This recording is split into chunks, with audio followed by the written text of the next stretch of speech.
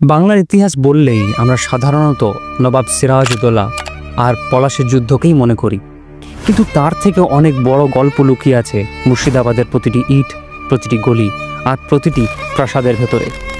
তাই এই সিরিজের প্রথম অধ্যায়ে আমরা জানব মুর্শিদাবাদ আসলে কি, কেন এটি বাংলার রাজধানী হলো, আর কেন আজও ইতিহাসের পাতা থেকে এর নাম মুছে যায়নি। মুর্শিদাবাদ অবস্থিত পশ্চিমবঙ্গের গঙ্গা নদীর তীরে। গঙ্গা এখানে বহু শাখায় বিভক্ত হয়েছে, যা শহরটিকে একসময় বাণিজ্যের এক বিশাল কেন্দ্র বানিয়ে তুলেছিল। উত্তর দিকে বিহার, পূর্ব দিকে আসাম আর দক্ষিণে কলকাতার সঙ্গে সংযোগ ছিল অত্যন্ত সহজ। ফলে রাজনৈতিক দিক থেকে যেমন, তেমনই অর্থনৈতিক দিক থেকেও মুর্শিদাবাদ ছিল বাংলার হৃৎপিণ্ড। মুর্শিদাবাদের নামকরণ হয়েছিল বাংলার নবাব মুর্শিদ কুলি খাঁয়ের নামে। তিনি মূলত দিল্লির সম্রাট অরঙ্গজেবের এক কর্মচারী ছিলেন। তার দক্ষতা দেখে তাকে বাংলার দায়িত্ব দেওয়া হয়। রাজধানী তখন ঢাকা, কিন্তু ঢাকা থেকে উত্তর পশ্চিম বাংলার প্রশাসন চালানো কঠিন হচ্ছিল। তাই মুর্শিদ কুলি খাঁ রাজধানী স্থানান্তর করে আনলেন ভাগীরথী নদীর তীরে অবস্থিত এই জায়গায়, আর এর নাম রাখলেন মুর্শিদাবাদ।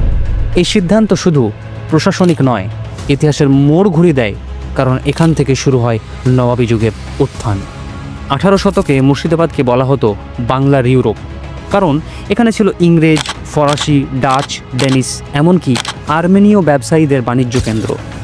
গঙ্গার ধারে ধারে গড়ে উঠেছিল তাদের কুঠি, কারখানা আর গুদামঘর।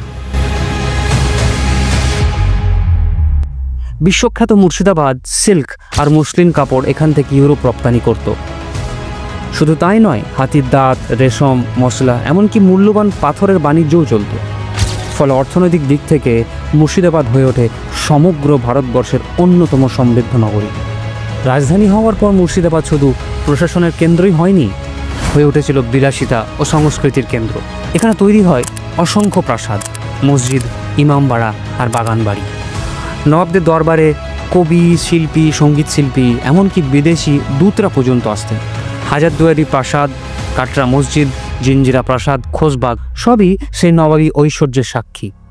মুর্শিদাবাদ শুধু ধনসম্পদের জন্য নয়, রাজনীতির জন্য গুরুত্বপূর্ণ ছিল। এখানেই নবাব সিরাজউদ্দৌলা ইংরেজদের বিরুদ্ধে লড়েছিলেন। এখানেই ঘসেটে বেগম ও মির্জাফরের মতো চরিত্ররা ষড়যন্ত্রের জাল বিস্তার করেছিল। আর এখান থেকেই শুরু হয় বাংলার স্বাধীনতার পতনের ইতিহাস। আজ হয়তো নবাবী যুগ নেই, কিন্তু মুর্শিদাবাদ এখনও ইতিহাসের এক অমূল্য ভাণ্ডার। পর্যটকরা প্রতিদিন ভিড় জমান হাজারদুয়ারি, খোশবাগ বা কাটরা মসজিদে। এখানকার সিল্ক শিল্প এখনও বিখ্যাত। অতীতের গৌরব, শোচনীয় পতন আর ঐতিহ্যের স্মৃতি সব মিলিয়ে মুর্শিদাবাদ আজও এক জীবন্ত ইতিহাস। আমাদের আজকের সিরিজে এই ছিল মুর্শিদাবাদের সংক্ষিপ্ত পরিচয়।